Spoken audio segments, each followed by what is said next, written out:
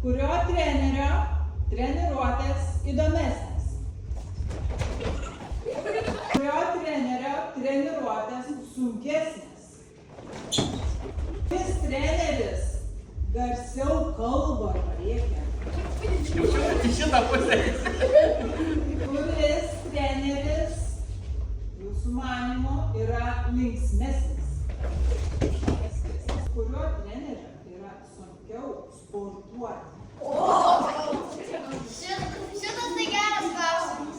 10 iš 10. Aš jau pats noriu pažiūrėti tą video. Su kuriuo treneriu yra lengviau ir paprasčiau susišnekėti? Su kuriuo treneriu eitumėte valgyti ledų? Kurio trenerio didesni raumenys?